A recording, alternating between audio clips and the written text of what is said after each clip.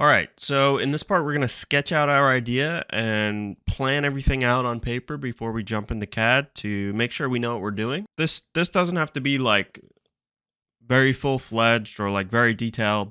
This is just like vomit all our ideas out onto the page and put it all in one place so we have a plan of what to build when we're actually in our design software.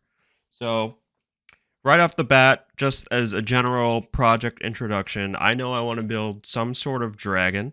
So one thing that I'll do whenever I'm starting a project is I'll look up like inspiration images. I don't know if you guys play TFT, but this little dragon is from TFT, and I thought that it might be a cool, model for a dragon to inspire our design, right? So first, I know I want this project to have like a couple of different electronic components because I know I want to show you guys that. So let's just write down sort of the few things that we're going to include. So in the kit, there's like a bunch of different components. I wanted to like keep it simple, keep it to like three components just to give you guys an introduction on mechatronics and software and electronics and all that. So the things that we're gonna use uh, in our actual design are there's a ultrasonic sensor, and I'll show you what that looks like. So this is the ultrasonic sensor. This is the ultrasonic sensor, right? So a few things about the ultrasonic sensor. Um,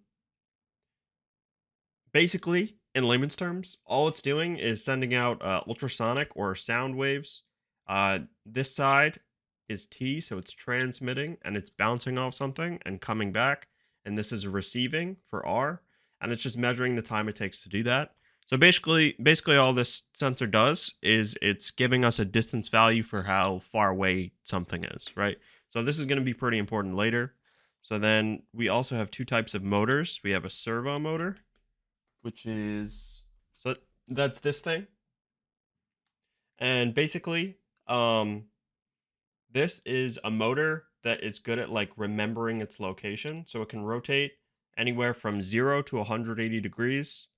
And it can also, it like knows where it is, right? So like if I tell it move to, 90 degrees, it can perfectly snap to 90 degrees. So that's pretty useful, and these are pretty cheap. And then there's one more motor called a stepper motor, and that's what this thing is. So this thing is a stepper motor.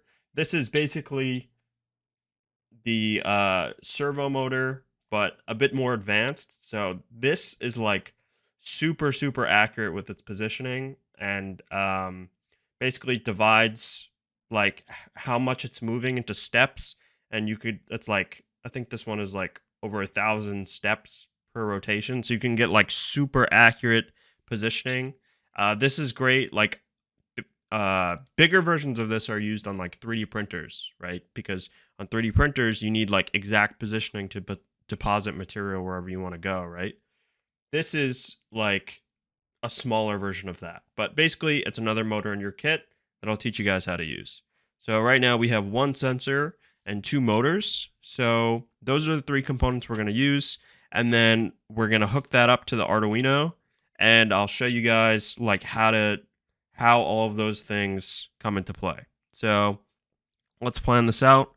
I've been thinking about this for a bit. So right now we're just going to think about where all of these components are going to go. So the ultrasonic sensor, I think it'd be cool to put this in the eyes. So somewhere in the head, right? He's going to have these eyes, little slots for the ultrasonic sensor to see through so we could see how far away something is. I think that'd be pretty cool. So next up, we have a servo motor and a stepper motor. So there's two things that I know I want to do. So there's going to be like a jaw to the dragon. I want this to be able to move up and down, right? So this mouth should be able to hinge, open, and close.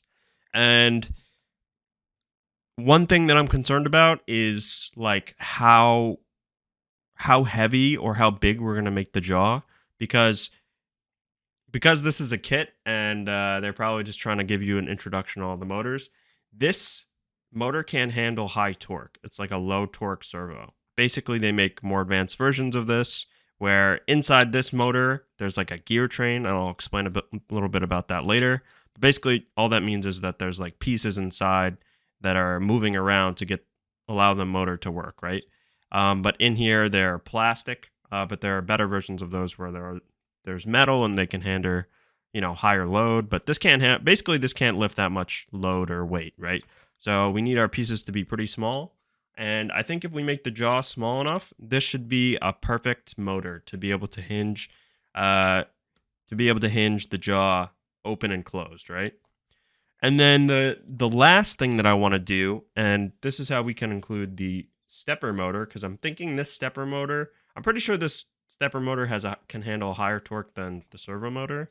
Otherwise, we could have put whatever motor in either spot. The last thing I want to do would be pretty cool is if I could have like the wings, right? If I could have like the wings flap. So right now, all right, so let's put all this together a little bit. So